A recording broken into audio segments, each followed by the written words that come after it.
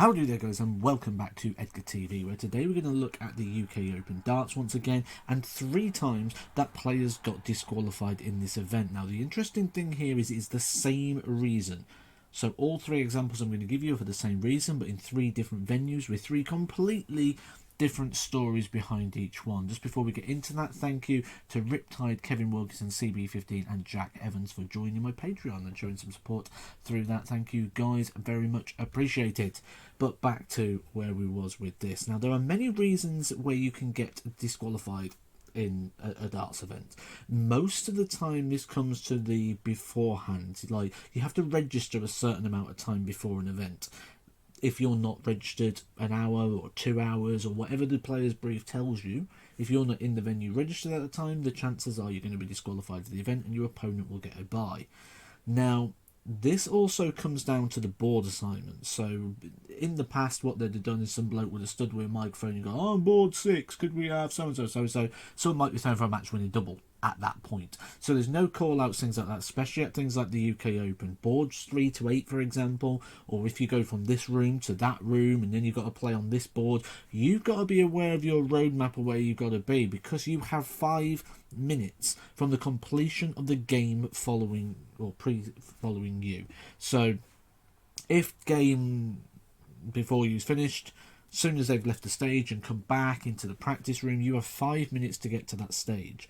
The second both players hit the stage, so if I go, right, I'm ready, I'm going to go on the stage, I'm going to start throwing, that's absolutely fine. Soon as the second player, my opponent, arrives on the stage, we've got 9 practice darts from that point. So there's a benefit of being ready, because you might be able to get a couple of extra practice darts on those outside boards. This doesn't apply for board 1 and 2. Now, as a player, it's your responsibility to be there at that point, and this is the rule we're going to pick up on 3 times, working backwards, that this has worked against dart players. First up on the list is Steve Brown of Bristol. So this happened just last year. This was during the COVID times, playing behind closed doors. It was at Milton Keynes. It was where the hotel was built in with the venue and all that side of things. Steve had a practice board up in his room and went back to his room to have practice in his room, away from like the hustle and bustle of what the UK Open is, but didn't quite keep track of time. Was watching his son John Brown on Darts Connect, and time just got away from him, and he says he remembers looking and seeing on the screen and seeing Scott Waits playing away on the board and thinking, oh no, and running down to the venue, but to get there not in time and to be told, sorry Steve, but we've had to move on the event. Scott Waits was the lucky recipient of a bye in this case. Scott Waits waits for no one. So a harsh situation there, but it's always key to have the draw on your phone and watch it through, so you're always aware and roughly know the sort of time to be prepared and ready to play. The next person on this list, this venue happened in Minehead.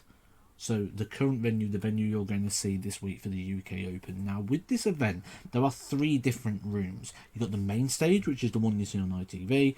There is Red's Bar on PDC.TV, and then there's boards 3 to 8, which are upstairs in another room. So 3 rooms in total, unlike the other 2 examples which happen in 1 room settings.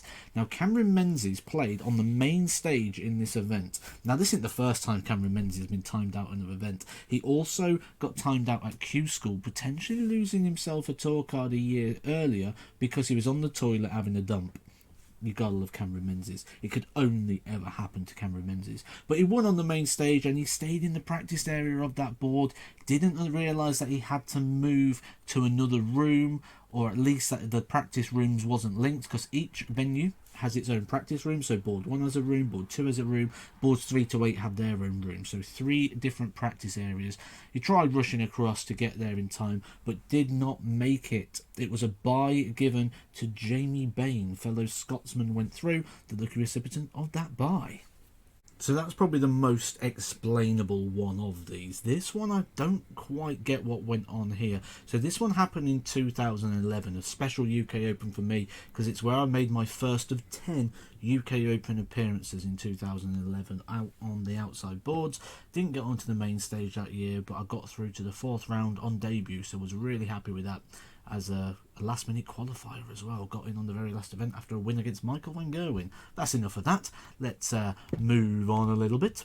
So on this event, you'll see here on this very blurry picture of Paul Nicholson, in the background is board 2. So the main stage was here, board 2 was sort of in the corner over there, and then sort of around the outside on the other bits, that's where they put boards 3 to 8. So it's all in one room. You could literally go around and watch it all as you go. Now above board 2 was the practice balcony, where Mendes, no surprise there because he's on the thumbnail, missed his call to come down to play his game. Now, in those days, we didn't have things like Darts Connect or things, but the balcony overlooked the boards, so you could kind of see what was going on, and as well, there was leg-by-leg updates on the big screen in the main room, which you could see when you looked over the balcony, but also there's TV screens backstage as well, so I've never really understood what happened on there, and I really probably should have asked Mensa actually what actually happened that day, if he remembers, but it was Brandon Walsh who ended up getting the bye. Mendes timed out and disqualified from the UK Open in 2011. Now, there might be other examples that I've not added in here that I may have forgot over the years.